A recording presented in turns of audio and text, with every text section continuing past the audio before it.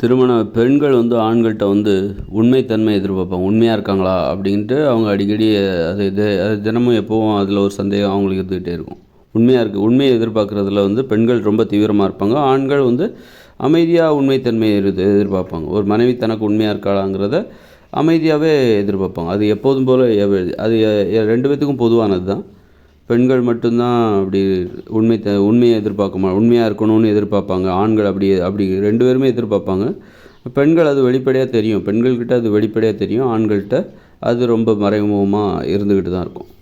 அப்படி இருக்கும்போது உண்மைத்தன்மை அப்போ பெண்கள் ஆண்கள்கிட்ட நிறைய பேசணுன்னு நினைப்பாங்க. ஆண்களும் இப்போ பேசும்போது தான் அந்த உண்மைத்தன்மை தெரியும். எந்த அளவுக்கு உண்மையாக இருக்காங்க, எந்த அளவுக்கு நம்மை நேசிக்கிறார்கள் என்பதை தெரிந்து கொள்வதற்காக பேசுகிற வழக்கம். ஒரு கணவன் மனைவியும் பேசுகிறாங்க, காதலனும் காதலியும் பேசுகிறாங்கன்னா அதன் மூலம் அவர்கள் தெரிந்து கொள்வது என்னென்னா, எந்த அளவுக்கு அவங்க நம்மளை நேசிக்கிறாங்க, எந்த அளவுக்கு நம்மளை நேசிக்கிறார்கள், எந்த அளவுக்கு நம்மக்கிட்ட உண்மையாக இருக்காங்க அப்படிங்கிறத தெரிஞ்சுக்கிறதுக்காக அந்த பேசுகிற வழக்கம். கணவன் மனைவி ஏன் அடிக்கடி பேசணும் அப்படின்னா அதில் எந்த அளவுக்கு அவங்க உண்மையாக இருக்காங்க, எந்த அளவுக்கு நம்மை நேசிக்கிறார்கள் என்பதை தெரிந்து கொள்வதற்காக. நேற்று வரைக்கும் நேசிச்சுட்டு இருந்தாங்க, இன்றைக்கி எதுவும் மாற்றம் ஏற்பட்டிருக்கா அப்படின்னு தினந்தோறும் அது பேசிக்கிட்டு, அதே நேரத்தில் நம்மை அவர்கள் நேசிக்க வேண்டும், நம்மிடம் அவர்கள் உண்மையாக இருக்கணும், அதுக்காகவும் பேசணும். அதுக்காகவும் பேசித்தான் ஆகணும். பேசவே இல்லைன்னா அப்போது அந்த உண்மையாக இருக்கணுங்கிற அந்த அவசியம் இல்லாமல் போயிடும். இப்போ வேறு ஏதாவது தொடர்பு வந்துடும். பேசலை அப்படிங்கிற ஒரு காரணமே நம்ம அந்த தொடர்ந்து உண்மையாக இருப்பதில் அர்த்தம் இல்லை. அதனால் உண்மையாக இருக்கணும்னா தொடர்ந்து பேசணும். ஒரு தொடர்பு, ஒரு உறவு தொடர்ந்து பேசணும். அப்புறம் உண்மையாக இருக்காங்களான்னு தெரிஞ்சுக்கணும். ஃபஸ்ட்டு எந்த அளவுக்கு நேசிக்கிறாங்க அப்படிங்கிறது தெரிஞ்சுக்கிறதுக்காகவும் பேசுகிறாங்க. கணவன் மனைவி இருவரும் பேசுகிறார்கள். அதனால் பேசுகிறது ரொம்ப முக்கியமான ஒரு நடைமுறை. ஒரு கணவன் மனைவி உறவில் எந்த ஒரு உறவு முறையாக இருந்தாலும் தொடர்ந்து அதை நாம் பராமரிக்கணும். அந்த உறவை தொடர்ந்து கடைபிடிக்க வேண்டும் என்றால் அது எந்த ஒரு உறவாக இருந்தால், நட்பாக இருந்தாலும் சரி, உங்களுக்கு தெரிஞ்ச ஒரு 10 பேர், உங்களுக்கு பிடிச்ச ஒரு 10 பேர் இருக்காங்கன்னா அந்த 10 பேர்கிட்ட நீங்கள் தொடர்ந்து அவங்ககிட்ட பேச்சு தொடர்பு இருந்தால் தான் அந்த உறவு முறை நிலைக்கும். இதில் கணவன் மனைவி உறவில் ரொம்ப அதிகமாக பேசுகிறது கணவன் மனைவி தான் எப்போவும் அதிக நேரம் பேச வேண்டிய கட்டாயம், நிர்பந்தம் இதெல்லாம் இருக்குது. அப்போ அதனால் நிறைய பேச வேண்டிய உறவு முறை எதுனா, நீங்கள் இந்த கணவன் மனைவி உறவு தான் நிறைய பேச வேண்டிய அவசியம் இருக்கிற ஒரு உறவு. அப்போ தான் அந்த உறவு சிறப்பாக இருக்கும். நிறைய பேசணும் அப்படின்னா உண்மையாக இருந்தால் தான் நிறைய பேச முடியும். உண்மையாக இருக்காங்க, அதுதான் ஆர்வமாக இருக்கும். உண்மையாக இருக்கணும் அப்படின்னா உண்மையாக இருந்தால் தான் நிறைய பேச முடியும். சரி, உண்மையாக இருக்கணும்னா என்ன தேவை? பிடிச்சிருந்தா தான் உண்மையாகவே இருக்க முடியும். பிடிக்காதவங்ககிட்ட யாரும் உண்மையாகவே இருக்க முடியும். உண்மையாக இருக்கணுங்கிற ஆசையே பிடிச்சிருந்தா தான் வரும். நல்லா பிடிச்சிருக்கணும், அப்போ தான் உண்மையாகவே இருக்க முடியும். உண்மையாக இருந்தால் தான் நிறைய பேச முடியும். நிறைய பேச வேண்டிய கட்டாயம் கணவன் மனைவி உறவுக்கு இருக்குது. ஒரு காதலுக்கும் சரி, கணவன் மனைவி உறவுக்கும் சரி, காதல் உறவாக இருந்தாலும் சரி, நிறைய பேச வேண்டிய கட்டாயம் அந்த திருமண உறவில் இருக்குது. அப்போ பிடிச்சிருக்கணும், அதை நல்லா உறுதிப்படுத்திக்கணும். நல்லா எல்லா வகையிலையும் அவர் தனக்கு பிடித்தமானவர் என்பதை உறுதி செய்து கொள்ள வேண்டும். திருமண உறவில் சும்மா ஏதோ கல்யாணம் பண்ணிக்கிட்டு அதை ரொம்ப அலட்சியமாக ஆராய்ந்து பார்த்து தான் வாழ்ந்து பார்க்க. காதல்ங்கிறது வாழ்ந்து பார்த்து கல்யாணம் பண்ணணும். வாழ்ந்து பார்த்து அப்புறமா எல்லா வகையிலும் தனக்கு இவர் பொருத்தமானவர் தான், எல்லா வகையிலுமே உடலுறவு முதற்கொண்டு காதல் உறவில் உடலுறவு வைத்து கொள்ள வேண்டும். அதற்கு பிறகு தான் திருமணமே பண்ணிக்கணும். காதல், அதாவது உடலுறவு வைத்துக் கொள்வதில், மற்ற பழகுவதில், பேசுவதில், எல்லா வகையிலும் தனக்கு இவர் திருப்தியானவராக இருக்கிறார் அப்படின்னு சொல்லிட்டு ஒரு ஆணும் பெண்ணும் முடிவெடுத்து அதன் பிறகு தான் திருமணம் செய்து கொள்ள வேண்டும். நல்லா பேசுகிறாரு, உண்மையாக இருக்கார், ஆர்வமாக இருக்கார், எனக்கு பிடிச்சிருக்கு அப்படின்னு உறுதிப்படுத்திக்கணும். அப்போ தான் அதுக்கப்புறம் தான் திருமணமே செஞ்சுக்கணும். அதுக்கு தான் காதல் உறவு. அப்போது பிடிச்சிருந்தா தான் உண்மையாக இருக்கணுங்கிற ஆசையே வரும். பிடிக்காதவங்ககிட்ட உண்மையாக இருந்தால் அது அடிமைத்தனமாக இருக்கும். அது ஒரு நடிப்பாக தான் இருக்கும். கண்டிப்பாக அது உண்மையாக பிடிச்சவங்ககிட்ட தான் நம்ம உண்மையாக சுதந்திரமாக இருக்கிறவங்க, சுதந்திரமாக வாழ விரும்புகிறவங்க பிடிச்சவங்ககிட்ட தான் உண்மையாக இருப்பாங்க. தவிர பிடிக்காதவங்ககிட்ட உண்மையாக இருக்கிறது ஒரு கோழைத்தனத்தை தான் ஏற்படுத்தும். பிடிக்காதவங்ககிட்ட உண்மையாக இருக்கணும் அப்படின்னா அது ஒரு பயம், அது ஒரு கோழைத்தனம், பயந்தாங்குழித்தனத்தின அடிப்படையாக கொண்டது தான். அதனால் நிறைய பேசணும் அப்படின்னா பிடிச்சிருக்கணும். இப்போ நிறைய உண்மைத்தன்மை என்பது உண்மையாக இருக்க வேண்டும். அப்போ தான் நிறைய பேசுகிறதுக்கு அது வழிவகுக்கும். உண்மையாக இல்லை அப்படின்னா நீ பிடிச்சவங்களாக இருந்தாலும் அவங்ககிட்ட நிறைய பேச முடியாது. உண்மையாக இல்லை, நீ எப்படி உண்மையாக இருக்கிற, நான் உனக்கு எப்படி உண்மையாக இருக்கேன்னு சொல்லி நிரூபிக்கணும். அதுக்கு தான் அந்த பேசுகிறது. நான் எந்த அளவுக்கு உனக்கு நான் உண்மையாக இருக்கிறேன், எந்த அளவுக்கு உண்மையாக இருந்து நான் உன்னை எந்த அளவுக்கு நேசிக்கிறேன், உன்னை நேசிக்கிறனால தான் நான் உனக்கு உண்மையாக இருக்கேன், நீ எனக்கு வேணும் அப்படிங்கிறக்காக தான் நான் உனக்கு உண்மையாக இருக்கிறேன், உன்னை உண்மையாக இருந்து நான் உன்னை எந்த அளவுக்கு நேசிக்கிறேன் அதை தெரியப்படுத்துறதுக்கு தான் இந்த பேசுகின்ற நடைமுறை. இது வந்து பெண்களுக்கு ரொம்ப பிடிக்கும். அது ஆண்களுக்கும் பிடிக்கும் அப்படி தான் நான் சொல்லணும். அந்த மாதிரி பெண்களுக்கு தான் ரொம்ப பிடிக்கும். பெரும்பாலும் பெண்களுக்கு வந்து கணவன்கிட்ட பேசுகிறது ரொம்ப பிடிக்கும். உண்மையாக இல்லாதவங்க வந்து என்ன பண்ணுவாங்கனாக்கா பேச விரும்ப மாட்டாங்க. வெறும் ஸ்ட்ரைட்டாக உடலுறவில் தான் அவங்க காரியத்தில் தான் கண்ணாக இருப்பாங்க, கடமையை செய்ய மாட்டாங்க. அப்படி இருக்கிறவங்க வந்து காரியத்தை கூட சரியாக பண்ண மாட்டாங்க. அந்த உடலுறவில் தான் குறியாக இருப்பாங்க. உண்மையாக இல்லாதவங்க உடலுறவில் தான் குறியாக இருப்பார்கள். அந்த பேசுகிறதுல ஆர்வமாக இருக்க மாட்டாங்க. அதனால் இதெல்லாம் வந்து அதனால் பேசுகிறது ஒரு முக்கியமான நடைமுறை. பேசுவது ரொம்ப முக்கியமாக தேவைப்படும். நீ வந்து திருமணம் என்பது, குடும்பம் என்பது ஒரு நிறுவனம். அந்த நிறுவனத்தின் தலைவர் வந்து அந்த பெண் தான் வந்து மனைவி தான் வந்து திருமண உறவின் தலைவி. அப்படி இருக்கும்போது அதில் வந்து கணவன் என்பவன் வேலை செய்கிற ஒரு தொழிலாளி. அந்த நிறுவனத்தில் திருமண உறவு எனும் நிறுவனத்தில் வேலை செய்கிற ஒரு தொழிலாளி முதலாளியிடம் மனைவி எனும் முதலாளிகிட்ட வேலை பார்க்குறான். அப்படி இருக்கும்போது அவனுக்கு என்ன தகுதி அப்படின்னா உண்மையாக இருக்கணும், பிடிச்சிருக்கணும், அப்புறம் உண்மையாக இருக்கணும், அப்புறம் வந்து உண்மையாக இருக்கிறத தொடர்ந்து நிரூபிக்கணும். எந்த அளவுக்கு தான் உன்னை நேசிக்கிறேன் என்பதை இந்த கணவன் எனும் தொழிலாளி தனது முதலாளியான மனைவிக்கு தொடர்ந்து அவன் நிரூபித்து கொண்டே இருக்க வேண்டும். நிரூபித்து கொண்டே இருப்பதற்காக அவன் பேச வேண்டும், பேசுகின்ற அந்த கடமையை செய்ய வேண்டும். அந்த கடமையை செய்தால் அந்த உடலுறவு என்கிற அந்த காரியம் என்கிற அந்த உடலுறவு என்பது அவனுக்கு அந்த இன்பம் என்பது அவனுக்கு அந்த மனைவியிடமிருந்து பரிசாக கிடைக்கும், ஊதியமாக கிடைக்கும். தற்போதுள்ள இயந்திர அறிவியல் உலகில் கணவன் மனைவி இருவரும் நிறைய நேரம் பேசிக்கிறாங்களா, லவ் பண்ணுறாங்களா, காதலிக்கும் போது சிலர் காதலிக்கும் போது நல்லா பேசுவாங்க, கல்யாணம் ஆயிடுச்சுன்னா பேச மாட்டாங்க. காரணம் என்னென்னா கல்யாணம் பண்ணுறதுக்காக சரி இப்போது பொண்ணையோ பையனையோ கரெக்ட் பண்ணணும் அப்படிங்கிறதுக்காக கல்யாணம் பண்ணிவிடுவாங்க. அப்புறம் கல்யாணம் பண்ணதுக்கப்புறம் பேசுகிறதே இல்லை. ஏன்னா கல்யாணம் பண்ணியாச்சுன்னா அவ்வளோதான், அதுக்கப்புறம் பிரிய மாட்டாங்க அப்படிங்கிற அந்த நடைமுறை இருக்குல்ல, பிரிவுக்கு இங்கே சம்மதிக்க மாட்டாங்க. அதனால மெத்தனமாக இருப்பாங்க. அதனால் பிரிவுங்கிறது எப்போவுமே வந்து ஒழுங்காக பேசலை, அதான் ஒழுங்காக லவ் பண்ணலை, பேசுகிறது தான் காதல். ஒழுங்காக காதலிக்கலை, ஒழுங்காக பேசலை, நிறைய நேரம் பேசுவதற்காக நேரம் செலவிடப்படுவதில்லை அப்படின்னா அதையே காரணமாக வச்சு ஒரு கணவனோ மனைவியோ தனது மனைவியோ விவாகரத்து பண்ணுறதுக்கு வாய்ப்பு இருக்கணும். அந்த மாதிரி பேசுகிறதுங்கிறது ஒரு வேலை, ஒரு கடமை. அந்த கடமை செய்யாமல் திருமணம் என்கிற அந்த திருமண உறவில் தொடர்ந்து நீடிக்க முடியாது அப்படிங்கிற பயம் எல்லாத்துக்குமே இருக்கணும். ஒரு மனைவிக்கிட்ட நிறைய நேரம் பேசணும், அல்லது ஒரு கணவன்கிட்ட நிறைய நேரம் பேசணும், அப்படி பேசாமல் திருமண வாழ்க்கையை வாழ முடியாது அப்படிங்கிற பயம் வந்து இருக்கணும். அப்படிங்கிற பயம் கணவன் மனைவி இருவருக்கும் இருக்கணும். அது மாதிரி குடும்ப வாழ்க்கையிலையும் சரி, முக்கியமாக திருமண உறவில் பேசினா தான் தொடர்ந்து அந்த திருமண உறவை நீட்டிக்க முடியும். இல்லைன்னால் அது முடிவுக்கு வந்துவிடும், பிரிந்து விடுவார்கள். நாம் பேசவில்லை என்றால் பேசுகிற கடமையை செய்யணும். அதான் காதலிக்கிறதுங்கிறது.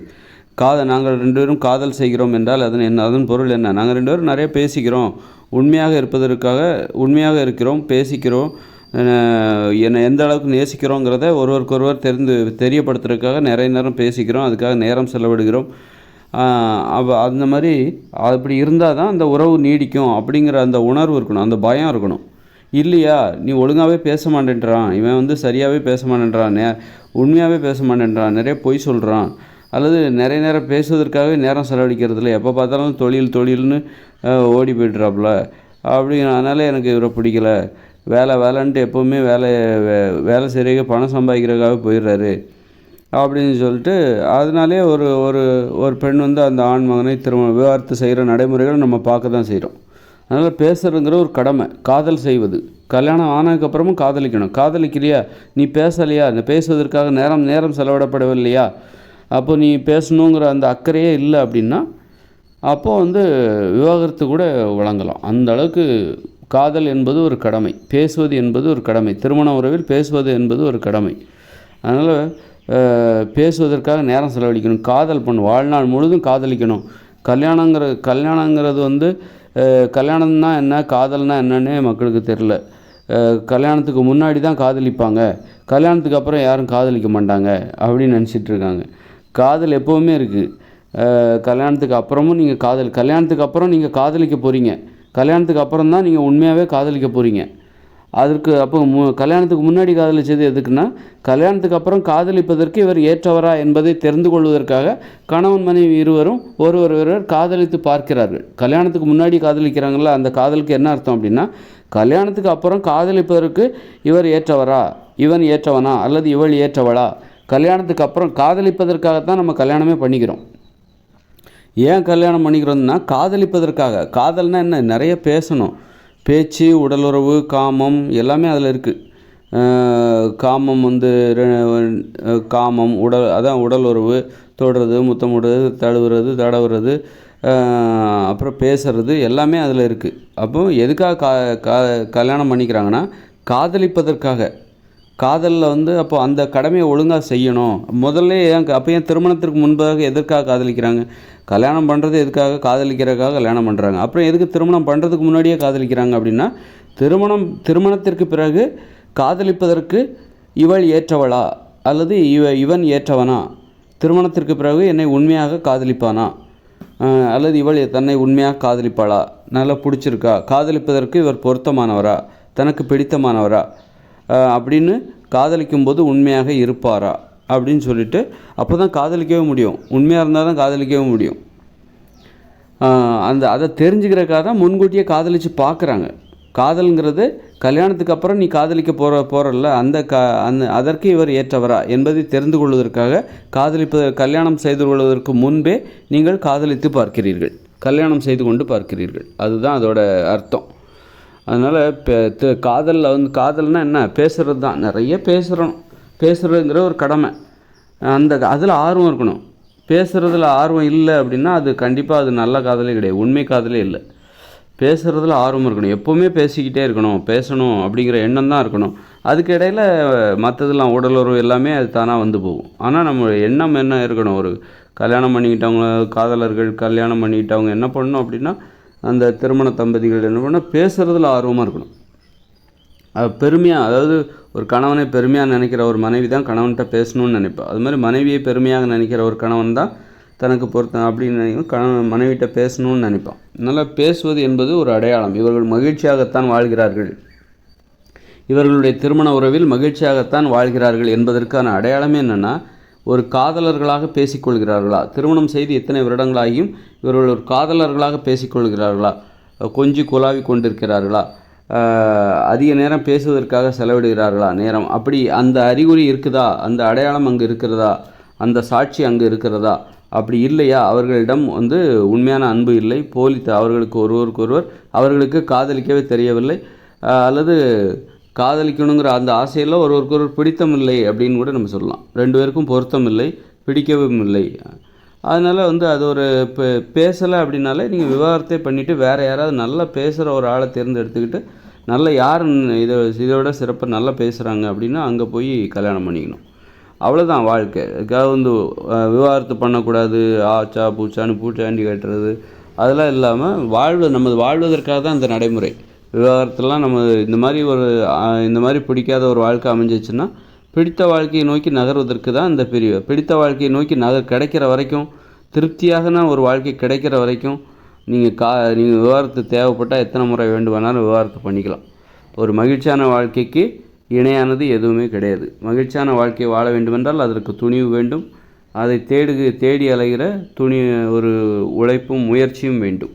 அது கிடைக்கிற வரைக்கும் முயற்சியை கைவிடக்கூடாது. வாழ்க்கை ஒரு முறை தான். அதனால் பிடித்தமான ஒரு வாழ்க்கை என்றால் அதற்கான அறிகுறி என்னென்னா, நிறைய பேசிக்கணும், காதலிக்கணும். கல்யாணம் பண்ணதுக்கப்புறம் வாழ்நாள் முழுதும் காதலிக்கணும். காதலிப்பதற்காகத்தான் கல்யாணமே செஞ்சுக்கிறாங்க. காதலிக்கிறதுக்கு முன்னாடி, கல்யாணம் பண்ணுறதுக்கு முன்னாடி காதலித்து பார்க்கிறார்கள். கல்யாணத்துக்கு அப்புறம் காதலிப்பதற்கு இவர் ஏற்றவர் தானா என்பதை, இவள் ஏற்றவள் தானா, இவன் ஏற்றவன் தானா என்பதை, பொருத்தமானவன் தானா, தனக்கு பிடித்தமானவன் தானா, கல்யாணத்துக்கு அப்புறமும் தன்னை இவன் நேசிப்பானா என்பதை தெரிந்து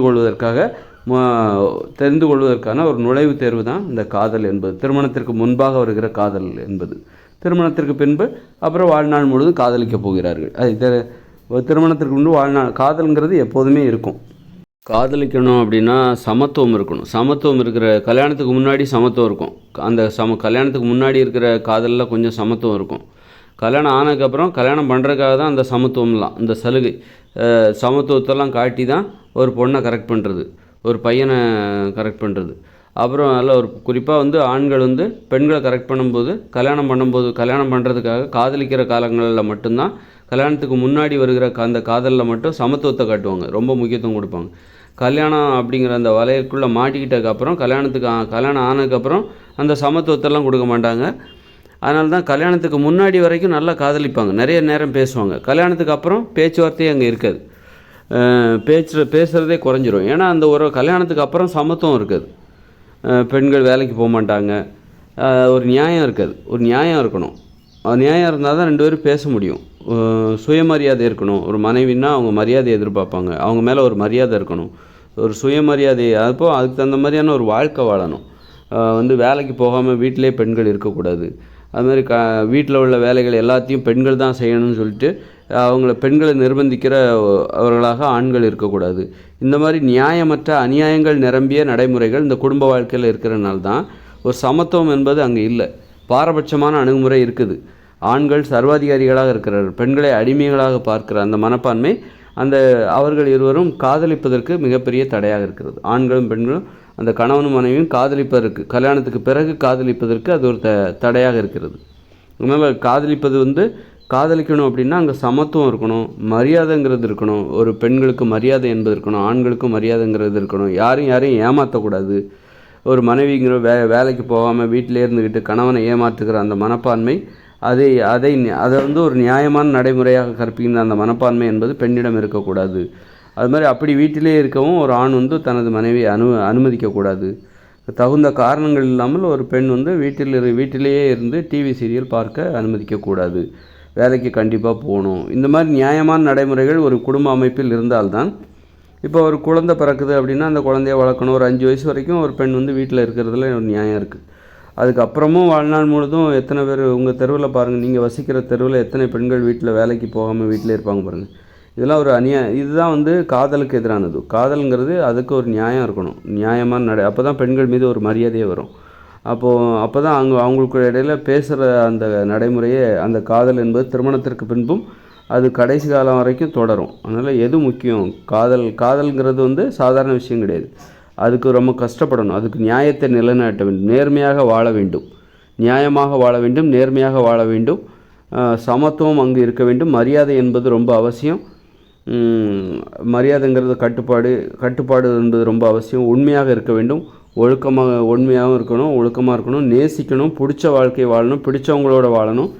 ஏகப்பட்ட நடைமுறைகள் எல்லாம் ஒன்றா சேர்ந்தால் தான் அவங்களுக்குள்ள அந்த காதல் இருக்கும். ஒன்றா உட்காந்து பேசுவாங்க.